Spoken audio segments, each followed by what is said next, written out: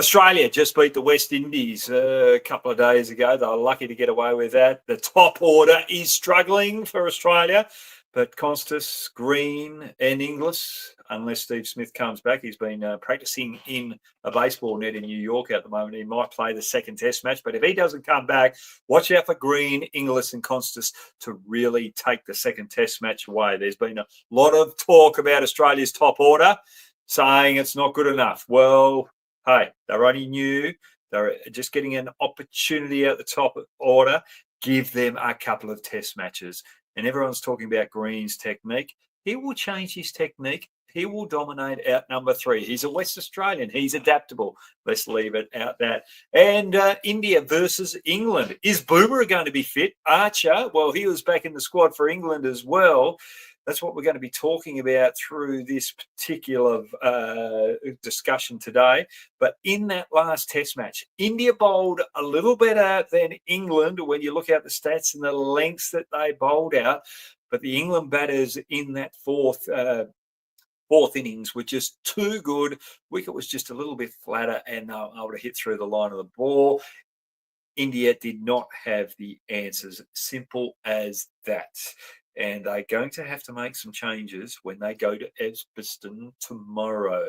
Let's get the guests on and have a chat about that rather than me just waffle on, because I like to have a chat and see what other people are talking about. And we've got Omkar and Adi. Omkar, you're from Mumbai, aren't you? Yes, I'm the proud member of the North Stand gang. And we had Sanchin on the other day as well, one of your mates. Yeah, he's one of my mates, and we had recently worked on the Mumbai League, which was organized by the Mumbai Cricket Association. Yes, yeah, and you've been in sports management, and you're doing a little bit of media or digital media now. Yeah, so it was more than 3 years I have worked in this industry starting with the internship, then some freelance projects, and now it has been a full-time work with Sunrisers Hyderabad. I was closely working with the digital media of the SRH team and also their team in the SA20. Yep, rightio. And what do you think of Travis Head and Pat Cummins in that Sunrisers Hyderabad team? Did they look after you?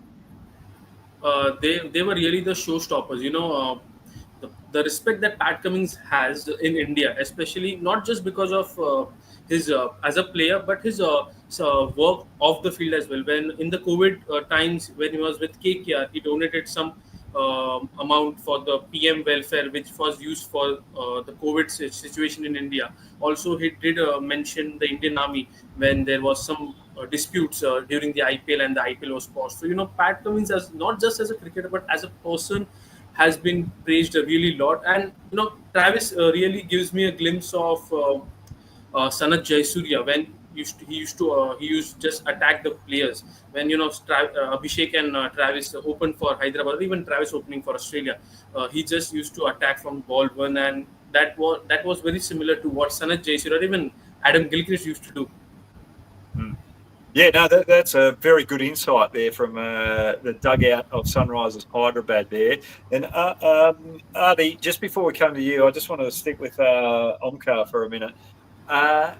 Henrik Klaasen, I reckon he is probably the best player of spin in T20 cricket because he's so strong off the back foot when spinners are on that good length, and he's also got a good sweep shot, but he wasn't as good this year as previous season.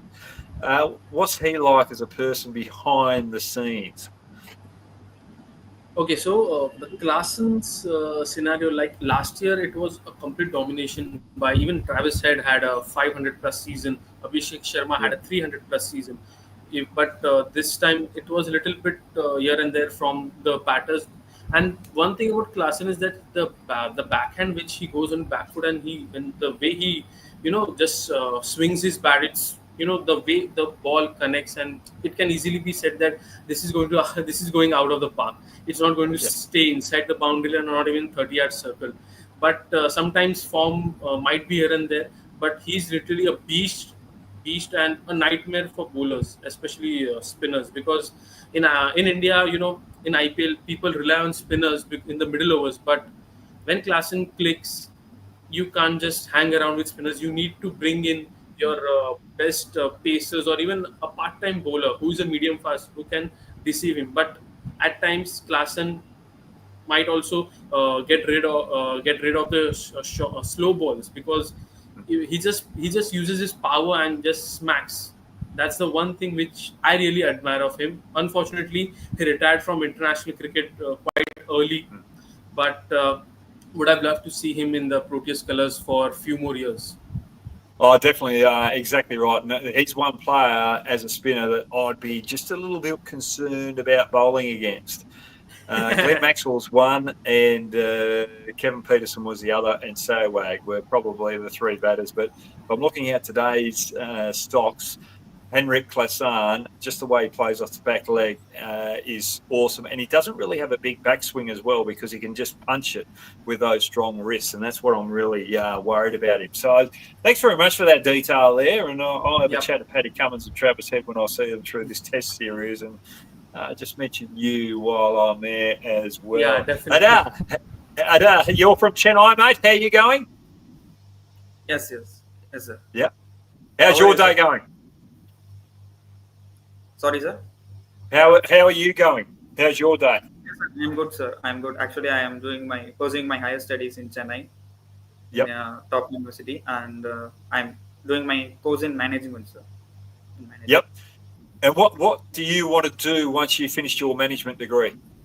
Or what would you like to do? Yes, my goal is to work in a good company, in a reputed company, or I also have some other plans. So let us wait and see what will happen. Right. You say you want to work in a good company.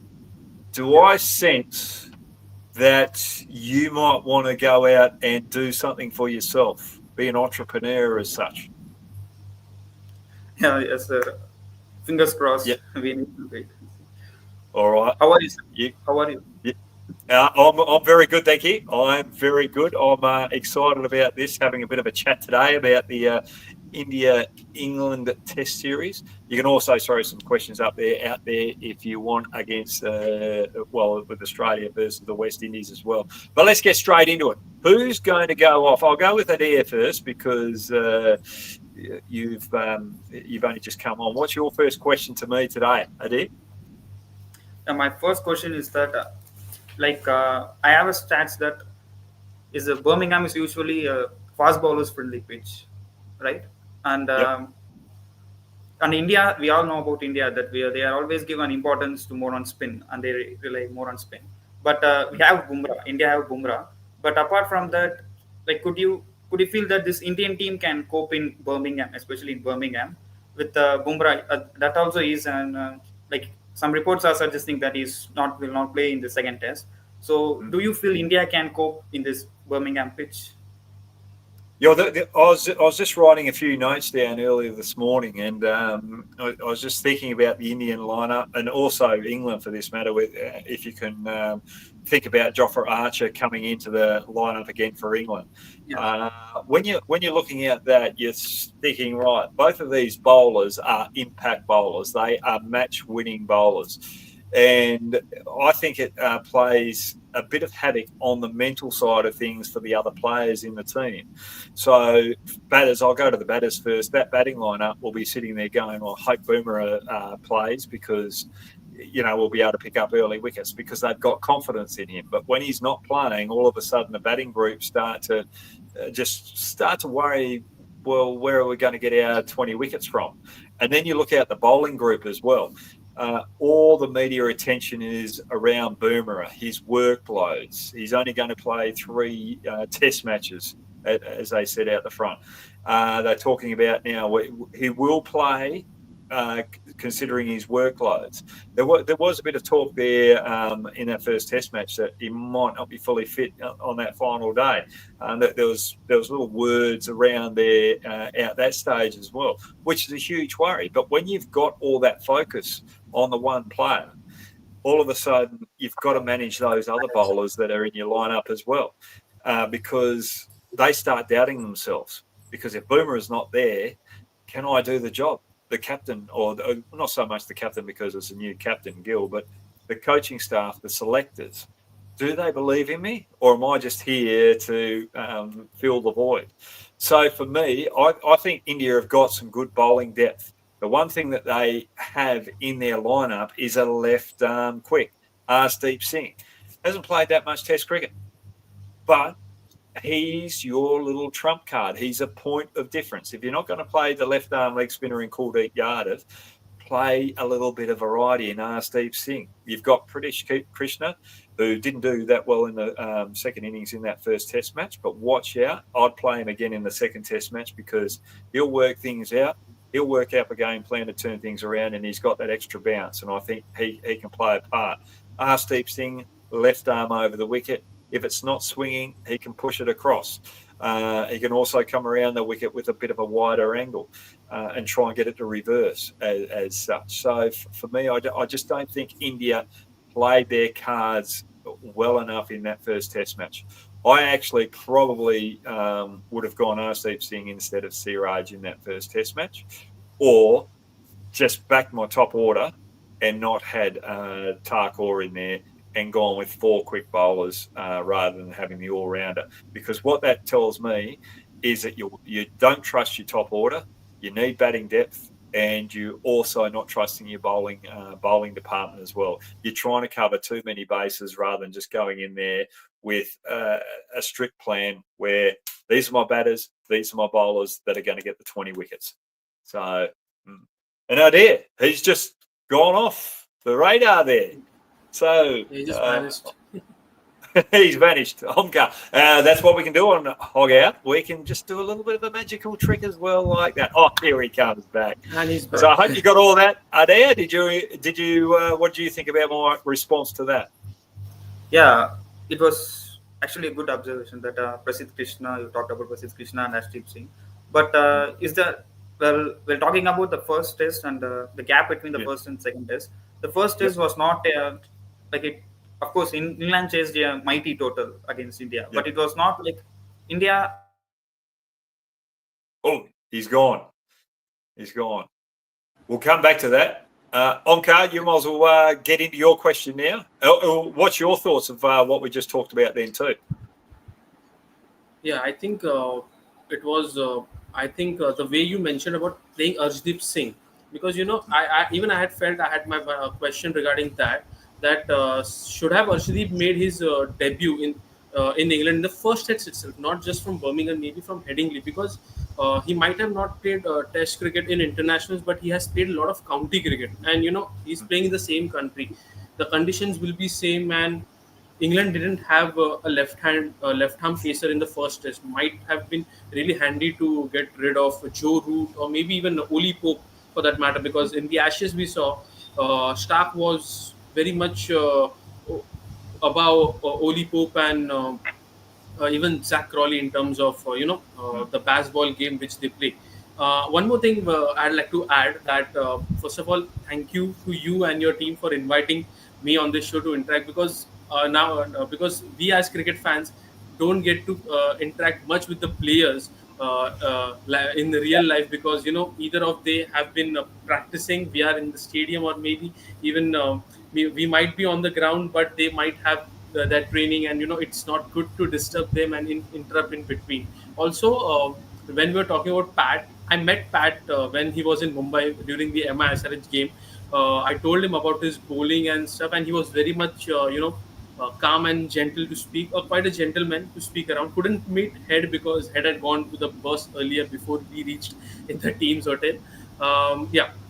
So do you think Arshdeep Singh should have made his debut in the first test itself rather than replacing maybe a Prasidh Krishna or Shadu Thakur? Yeah, I think he definitely should have played in that first test match. You've got that point of difference there. You've got to play him. I think the other thing is there too, as here, and I was talking about Thakur there. You've got to get 20 wickets. Now, Thakur is not the fittest player around. He's an all-rounder. He's been given enough opportunities, and this is one thing that frustrates me. Virat Kohli had a fitness pro regime when he was captain. He led from the front, both on and off the field. Tarkor's got his opportunities. He's been in and out. He's been dropped from IPL teams as well, where he's nearly missed out on contracts there. And if you really want it, you've got to have that desire. If you don't have that desire, well, you're not going to make it out the top of the order, out the top of the Indeed. game. And that's the one thing that frustrates me, because he's got so much talent, but I just don't think he's looking after his body well enough, making those sacrifices that you need to make sure you're the fittest you possibly can to get the best out of your skills. And I know I'm being hard on him here. I'm being very hard on him, but he could be a genuine all-rounder in Test cricket. He could be. Yeah. He's got the ability with the bat and ball, but he just lets himself down. And when I see that his fitness, it just tells me that he hasn't got that desire. So for me, I think India missed a trick there and not gone with Arshdeep Singh as the fourth quick. If you weren't going to play Kuldeep Yadav, if you're going to play Kuldeep Yadav, you go in there with 3 quicks. But I think the other thing with the selection, they're worried about Bumrah's fitness as well. If Bumrah goes down, who's going to take up the void of that as well? And on that topic with Bumrah, they're watching his workloads. So basically, they don't want to bowl him as much in that first Test match, hoping that he can just come in and bowl a couple of spells where he makes that big impact, gets the big wickets, gets the breakthroughs, and then go back to the lesser likes or not the trump cards, and hopefully they can keep pressure on and get wickets with the new batters coming out. I think as I look at the bigger picture, I think that's what the mindset that they're going in with. And Artie brought up a good point. Birmingham, it's more for pace than spin. I don't mind bowling a spin out Birmingham. But this is where you could sit there and go, right, if we want to play Kuldeep Yadav, we're going to have to make a call on Jadeja. Do we play Tarkor as that 7th batsman and have four quicks plus Kuldeep Yadav as the spinner, because he's probably more of a wicket-taking option than what Jadeja is. But all of a sudden, you weaken your batting line up there, and you also weaken your fielding aspect of it as well. So those are the decisions that India have to make. But for me, I'd like them to go in with Jadeja and Kuldeep Yadav, Arshdeep Singh, and probably Pradesh and Siraj if Bumrah is not right. If Bumrah is right, I'd still like Krishna in there, because I just think that extra height could add a big point of difference there out Birmingham. But yeah, I love Siraj as well. I just love his energy, the way that he's in your face. I just love that. Yeah, so that's the way I'd go about it. What do you think? I think we have an option of playing Nitish Kumar Reddy as well as the 7th batter. If we want to, take a call on Jadeja as an spinner, maybe we can replace Jadeja with Kuldeep and Nitish Kumar Reddy with Shardul Thakur. NKR can also bowl a bit. Shardul Thakur wasn't bowling much in the first test, so maybe NKR can be handy with in between small spells of 2-3 overs in between. And Kuldeep Yadav, one thing which I really admire of him is that irrespective of conditions, he has the ability with his wrist and as a Chinaman to turn the ball with his wrist work. And you yourself being a Chinaman, how important it is. And even there was a time when there were some talks about Kuldeep Yadav will be referred as the first choice spinner once Ravichandran Ashwin and Jadeja retires from Test cricket. And since Ashwin is now retired from Test cricket, people were looking as an option for Kuldeep Yadav, because a Chinaman against England would be very much interesting, because they have an off spinner in terms of Shoaib Bashir and a leg spinner in terms of Rehan Ahmed, but they don't have a Chinaman. And we have seen Root, Crowley, Duckett have struggled against Kuldeep Yadav when India played against England at home under Rohit Sharma and Rahul Dravid, the home series which they played last year. So that is one thing. And I think we missed playing this guy.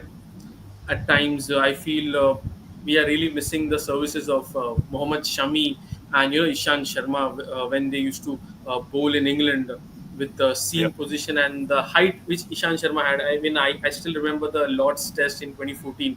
I just came back from my school and I was looking that will England chase 323. But at one point, it was looking that they might chase, and then there comes Ishan Sharma with his long spells, just whacks through the English lineup and grabs 7 wickets for 74. And that win was so special for us because India had won at Lord's after 28 years. And Yeah. Hoxer, you might know the weight of 28 years is quite special for Indians. After 1983, it was 2011. After 1986, it was 2014 for us, the Lord's game. Yeah. Yeah, well, Sharma's probably perfect for that Lord's arena because he swings it in, slope going down, takes the ball away. So he would be awesome there. And that's probably why he was so good there. But you can't go back to the past. You've got to keep moving forward. Yep. And we've got Akshat here. India is hugely missing Shami, and definitely so because Shami's just awesome, just the way that he hits that length, but he gets the ball to move both ways. He would have been a lethal weapon in such conditions, don't you think? Well, yes, I think both the guests up there too, Onco's just brought that up, and Adir would totally agree. But you can't keep going back to Shami.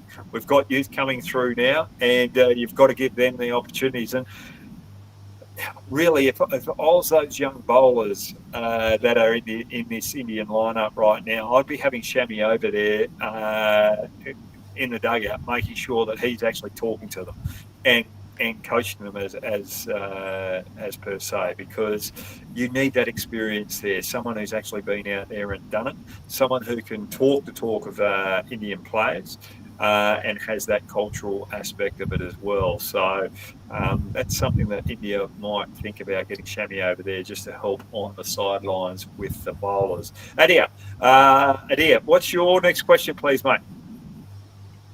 Yeah, well, actually, India didn't have a good record in Birmingham. India haven't won even a single match in Birmingham, right? So, Yep. And this is a very much inexperienced squad, like from the captaincy point of view, and the players. Many debutants are in the series, like Sai Sudarshan, and Karun is playing after a long time. So, what kind of mindset will be there in the Indian dressing room before coming into the Birmingham test? We've got nothing to lose, as simple as that. Let's just have a little bit of fun. We've never won here. Well, there's not too big expectations. Let's not put pressure on ourselves. But I think one thing that India have to do in this particular test match is sit there and look out the stats. England, off a good length, have been dynamite over here in English conditions. They've got a higher strike rate than opposition players. They score quickly off that good length, and they don't lose as many wickets. So how do we change our game plan? Because they're dominating that good length on English conditions at the moment. Where else can we attack them so they aren't that dominant? So let's just go a little bit rogue, a little bit left field, and do something different. We hit those good lengths in the fourth innings more than what England did in that previous test match. They still dominated. We weren't swinging the ball as much. We weren't getting into seam as much. Is there something in those skills that we could be actually doing with the Duke ball to make the difference? It's not so much in the batting. It's all in the bowling. What lengths do we bowl to England to try and control them when it comes to pace? So that's how I'd be seeing this second test match. And what even puts the case a little bit further forward is that we haven't won out Birmingham. So let's try something different. Let's be courageous and do something different. And what's it going to be? Do we bowl a little bit fuller? Or do we bowl a little bit shorter? I'd probably go a little bit fuller on those conditions over there. But I'd also be in the nets, just trying things with the ball to try and get that Duke ball to talk a little bit more. How do England get the Duke ball to talk more or to do more than what we're doing? And really look at the footage there and and try and figure something out. So it's more in the bowling plans than probably the batting plans that I'd be worried about and I'd be focused on if I was India. And if I was looking at the batting side of things, what do England do on that good length that dominate our bowlers? Can we actually do that to their bowlers, knowing that they don't have Anderson in there, they don't have Stuart Broad in there, there's no Jofra Archer in this test match at the moment. I think he's gone home for family reasons. Robinson's not there, I don't think. He hasn't been added to the squad. So the three of the best bowlers in England conditions aren't there. So let's take them on. We were on top of Wokes the other day. Let's take them on. So how do we change that up? Omkar, what did you think of that response? Would you agree? Yeah, definitely. Because one thing which we saw is that they also don't have Mark Wood. Mark Wood has been a very lethal bowler for England in home, even away conditions, especially when there's bounce, especially in Australia and South Africa. But one thing which I really would be concerned to see, will they play Sam Cook? Sam Cook is a left-arm pacer. And now England also has a left-arm pacer in their squad, but they have announced their squad before, so they have kept the same team, just going, backing their bowlers, not making much change. And I think at Birmingham, if it's the same wicket like Headingley, we might have a hard week for bowlers, because a flat track will be a lot to do for the bowlers. And I think even Chris Wokes mentioned that in the pre-test conference of at Birmingham, that it might be a hard week for bowlers if the conditions remain same at Birmingham as they were in Headingley. So I think we might need Arshdeep, because the way he has the initial swing, and even if it's a flat track, there will be some early swing, and because of the overcast conditions in England, there will be of course the new ball will move, and we need some those types of bowlers, and the matchups are required. But sometimes what I feel, sir, is that the matchups might be just a number. It also can be the playing your best player at that time. Because at times we have seen that if a batter is not able to play the off spinner, the captain will keep the off spinner from one end. But if the batter is a very good a player of left arm spin, he might not bowl the left arm spinner, despite the left arm spinner being in form and having some good spells. So that is one thing which I've observed in IPL as well, that Mitch Santner is one of the best spinners currently in terms of finger spinner in left arm, but he wasn't bowling his full over quota, because on the other hand there was Shreyas Iyer, who plays spin really well, and which I think this is an opportunity missed, because matchups don't work really well. If you have your best spinner, you should bowl him a full over quota. And even in Test cricket, if you have your best spinner, best bowler, you should bowl them maximum overs and utilize them as much as you can. Not just over bowl them, but the rotation of bowlers is quite important. And I guess India might this. Might have missed this in the Headingley second innings, because after the tea, on day 5 after the tea, Siraj hardly bowled, and Bumrah didn't bowl in the last few overs, which was obviously understood, because the England required just 20-30 runs with 7 wickets, 6-7 wickets in hand. But not giving the new ball to Siraj, or even Shardul Thakur, because we have observed Shardul Thakur has a century in first class cricket in Ranji. He also has a lot of 5-wicket hauls in Ranji Trophy playing for Mumbai, and he bowls with the new ball for the Mumbai team. So maybe sometimes not going with the not going with the matchups, not going with the repetitive plan. We can go with some instincts and go for that. Maybe just play with the batter's mind also, because if the new ball is there, batters might expect a Bumrah or a Siraj. But maybe you go with Shardul, and he might say, okay, we can take our chances, and you might get wicket, when the batter just opts to go for runs in a greedy way. I totally agree with everything that you said there. You've got to do things differently. Thakur could have been a great option with that second new ball in that first Test match. And you've got to have your bowlers bowling against opposition batsmen, even if the matchup isn't right, because Yeah. if that batsman is under pressure, and then the bowler that he thinks he can get away comes on, he'll go at him a little bit harder, trying to catch up on the pressure that's being built up. All of a sudden, bang, he gets that wicket, and the momentum shifts moving forward, and that bowler starts to get closer, and the gap between the dominance there starts to deteriorate. And I totally agree with you there. I think the other thing is too, when going back to the point that I was making with England dominating on that good length, I think India might be able to go with a little bit of a short form bowling, especially with the new ball. You're getting the ball to swing around, move a bit. Yeah, you want to attack that fifth stump line, but England are playing a different brand of cricket with the bat. So every now and then, go for that Yorker length with the ball swinging as well, because they're looking for that ball on a good length. They're not looking for that Yorker. Bumrah does it well with the odd Yorker here and there. The other bowlers should be backing their white ball skills to be able to do that with the new ball as well, because you know that if you don't pick up wickets with the duke ball early on, it gets soft, and as the innings goes on, batters are able to play with absolute comfort in that latter period of the innings. Now Indeed, you've got indeed. another question. Yeah. So one thing which I had observed in the first test, playing 11 of India, is that Karun Nair was given the position of batting at number 6.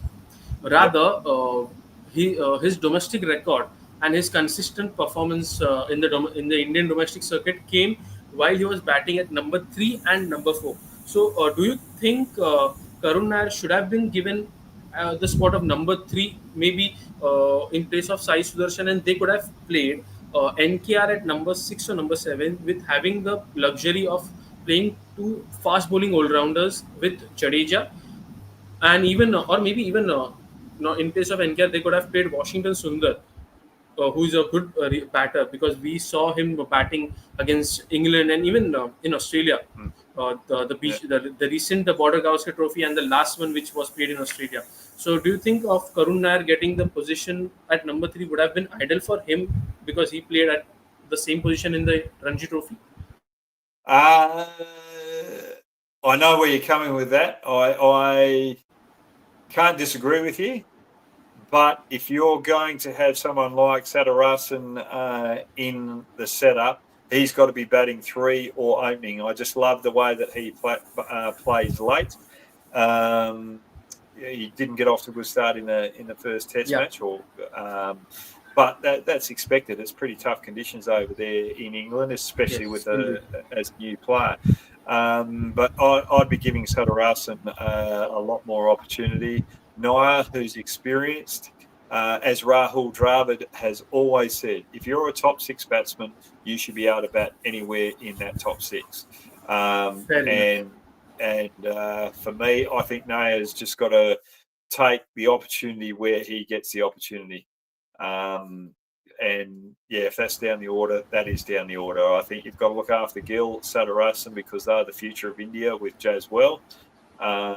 Those 3 players, you want to get them exposed as much as possible up the top order, and have that experience in the lower order to be able to cover the nervousness that might be created up top. And it's the same with Australia, actually. You've got Constas, Inglis at the moment with Cam Green there batting in the top 4 around Khawaja. You want to give them as much opportunity as you possibly can. Moving forward, because we're in a transition phase, India are in a transition phase. So for me, I'll be looking at the longer term rather than the shorter term, and I'd have Nair down the order. But I can't disagree with what you're saying there. What you're saying is 100% correct as well. But I'm looking at a 10-year cycle, not someone there for the next 3 years. So that's the way I'm looking at it, and that's why I try and always look at it. Look for the longer option rather than the shorter option, and it's pretty hard on Nair. in that aspect. Adair, good to see you back. You're in and out. Adair, you there? Yeah, yes, sir. Yep. What's your next question? Yeah, well, actually, of course it's too early to say, but what's your opinion on Gill's captaincy skills? How it's going? Is it? Well, good point. I'm glad you brought that up. There's one aspect of his captaincy that I'd like to see him just control a little bit more, and that's probably body language. He's an excitable character. They dropped 5 catches in that first innings, and every now and then there was just a little bit too much reaction for a captain around the players. So you've got to be cool, calm, collect under those crisis situations. You've got to make sure that you pick that player up so that he's ready for the next play that's going to happen. Because you don't want your players sitting there going, "Oh, I've stuffed up here," and then another chance comes and they're still thinking about that other option because the other catch they've just dropped. Because we all drop them. Every player's dropped them. Every player makes a mistake. It's not about making the mistake that's the problem. It's about how you react is the most important thing to that mistake. So if you can just let it wash off your back like a duck in water, whatever that saying is. I didn't quite get that right, but yeah, understand what I'm saying there. But it just washes off your back like a duck in water. You just focus on the next play. Right, that's good. Good resilience. That's good self-awareness, self-belief. Because we're always going to make mistakes. We're always going to have those moments where we feel as though we've let the team down, but we don't do it deliberately. So for me, it's all about body language for Gill moving forward with those particular situations. And it's and that's a sign of a good leader, making sure that your troops know that the captain's got their back, and we're out there fighting together. And when someone drops a catch, it's not just him that's dropped the catch; it's the whole team that's dropped the catch. You've all got to work together to get back on and dominate. And I think the teams that I've played with that have been dominant have that attitude.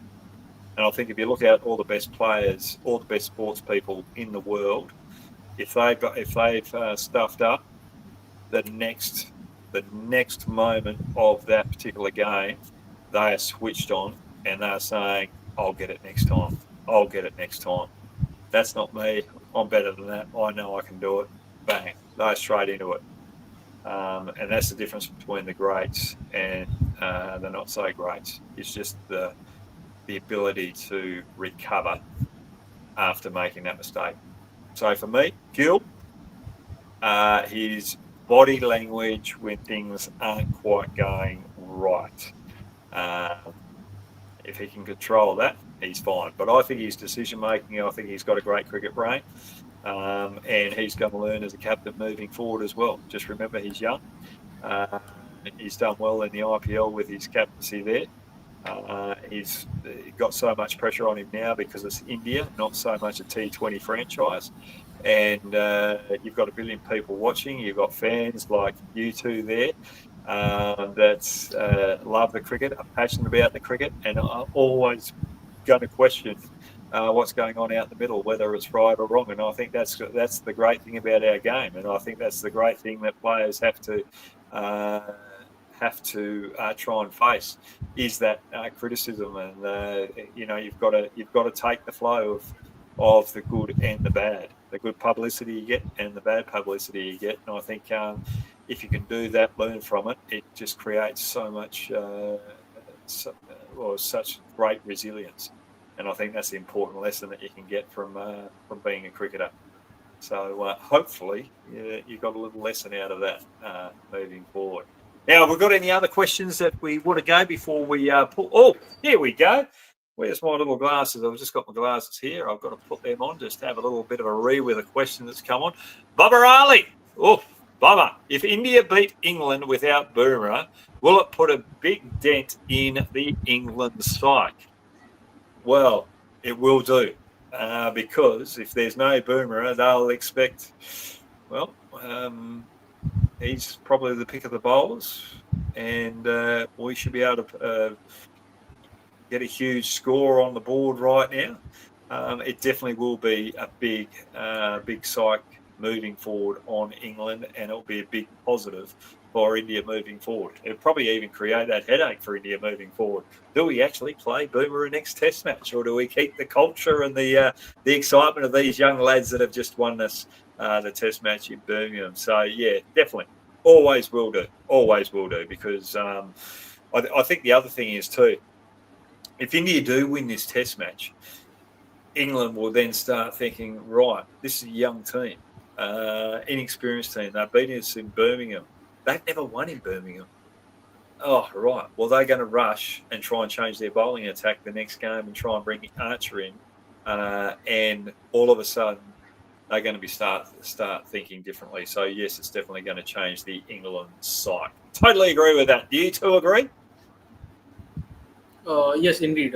Because the way it was like Bumrah has been the go-to bowler for the Indian side. Anything where the match is stuck, the skipper, whoever it is, be it Rohit in white ball, Surya Kumar Yadav in T20s, and now Gill, they always go to their main bowler Bumrah. And one thing which Babar Ali has said, that if India defeats England without Bumrah at Birmingham, it will be a really huge thing, because it will be India's first win at the Edgbaston. And also, when India last played without Bumrah in Test against England at home, it was quite a spin-friendly track, but indeed it was a great game. So I think England will also get recollected of those the match which they played at, I guess, Ranchi, where there was not Bumrah, but it was more of Siraj and Akashdeep, along with Ashwin, Jadeja, and Kuldeep. So of course it will definitely be. And once you beat a side which is so much of aggressive mindset, they have a different brand and approach to play the game, and they have been successful. They have been successful at least at home. And once you are more successful at home, it definitely raises questions to the opposition to how to defeat them in their own home, because India was also quite successful at home, and but then comes one bad series against New Zealand, and India gets whitewashed.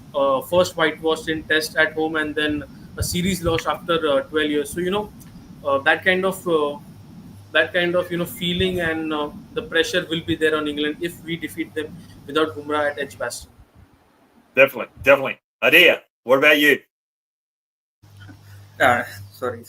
Well, actually, I have another question. That India had 5 centuries in the first Test, and Yep. but still were on the losing side. Is it because India had a lack of ruthlessness against the England side, or is it because of the England's relentless baseball approach? What was the reason for the India's first Test loss? Oh, I think there's a number of reasons. If you look at the stats too, I think as games go on over in England, the batting averages go up out the back end as well. The wickets seem to be a little flatter over the last couple of years over there in England and in the back end. So there's so many powers out play. But at the end of the day, just being adaptable to the conditions, realising that England are actually dominating on that good length or dominating the batting. What other options have you got to go to? Can you change it up? Can you start bowling a little bit more white ball stuff where you're changing up the pace? You're changing your lengths as well. You're not just being predictable on that fifth stump line, which we all know, Test cricket in the past, if you bowl that fifth stump line, you hit a good length, that's where all the wickets happen. But the way that England play it, it's slightly different.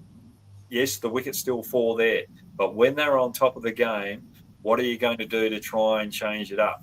How are you going to try and slow their run rate down? Because if you slow the run rate down and they're not scoring the boundaries because they've got that mindset of scoring boundaries and keeping a high strike rate, are they prepared to sit there where you're a little bit more defensive? You've got an in-out field. You're not scoring the boundaries as much. Are they prepared to knuckle down and just to push the ones and maybe get the odd two? So try and play with their mindset in that aspect. And if they slow the run rate down and they are pushing those ones and twos, then try and change the pace of the game up, bring the field back in, and make them go back to that aggressive game. If you're controlling the change of momentum, then you're controlling the pace of the game. Then all of a sudden, that gives you the better opportunity of getting on top and taking the wicket. So I think just in this particular test match, the way that England play, they've got to be India have got to be a little bit different with their game plans, or be more adaptable with the ball.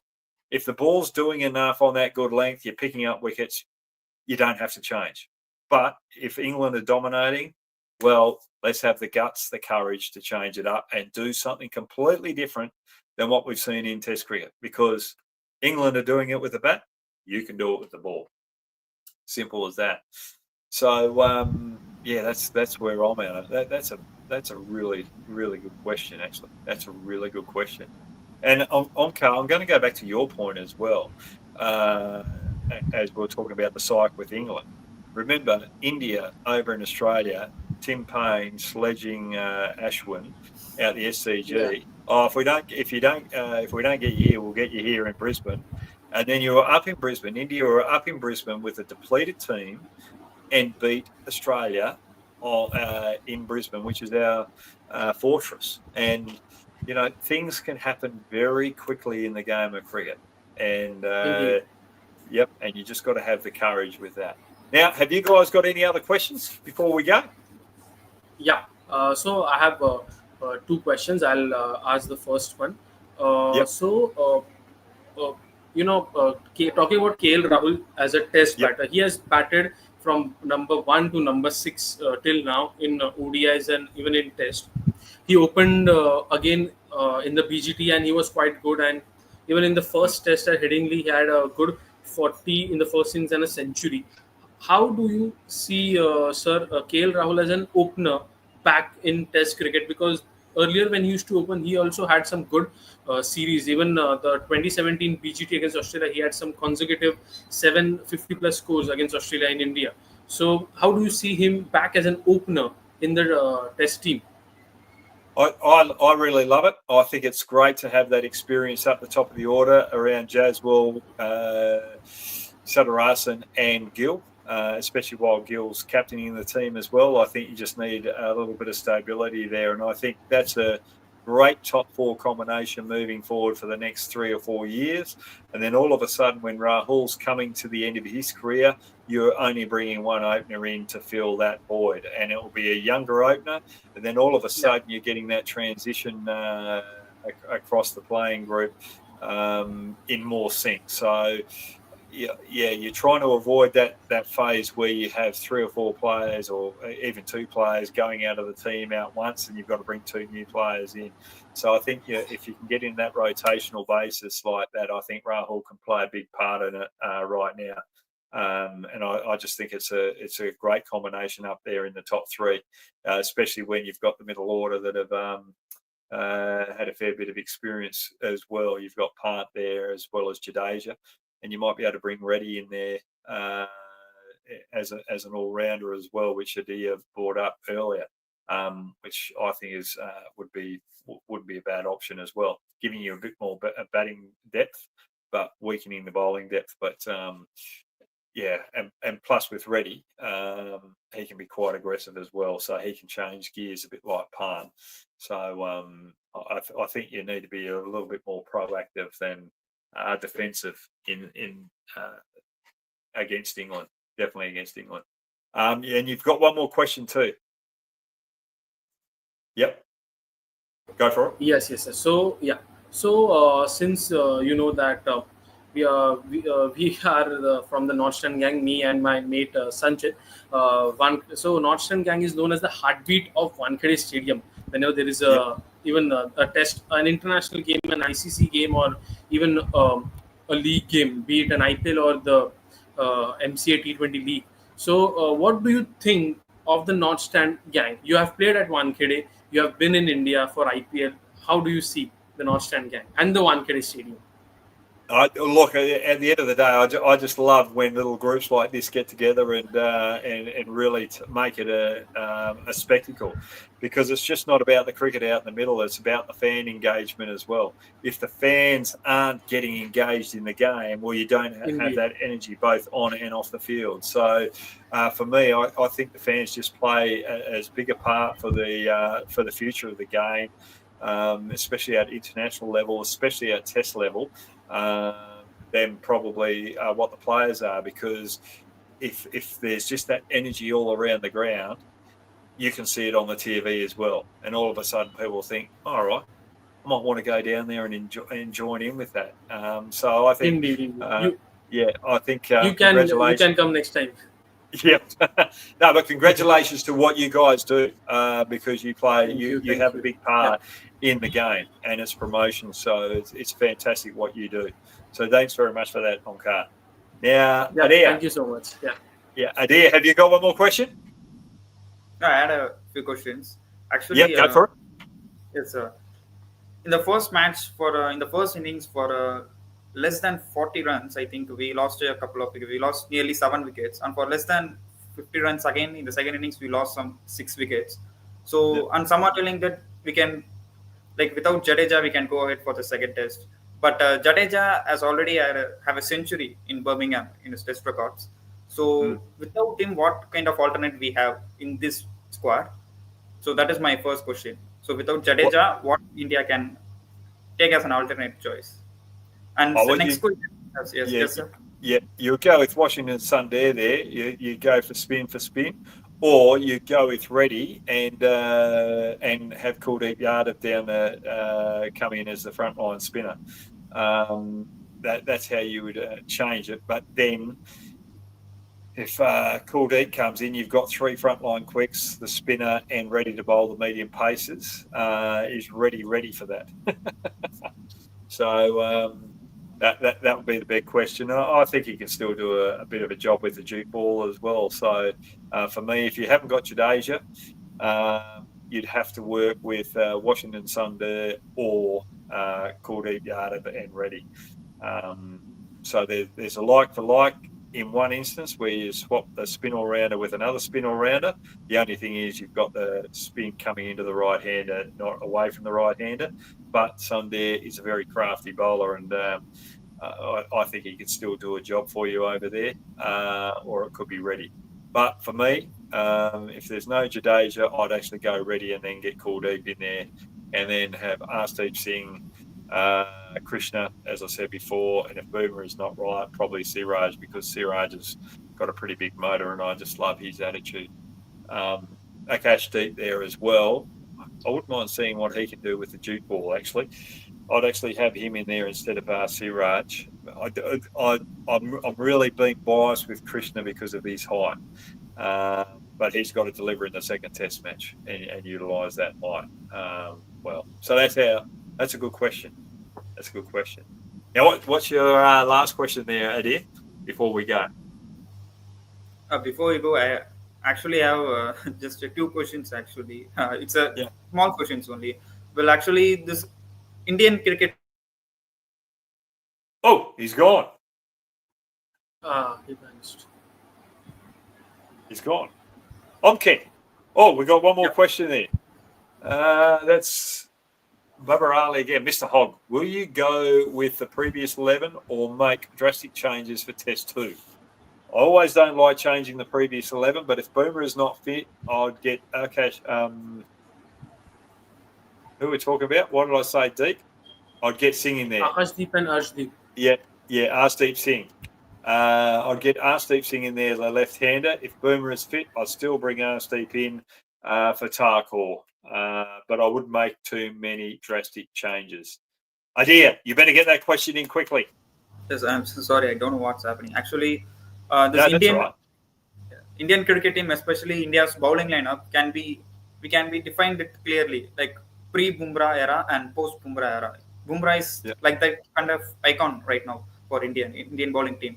So, what's your opinion on Bumrah? Like you have played with legends previously, and you are seeing Bumrah now.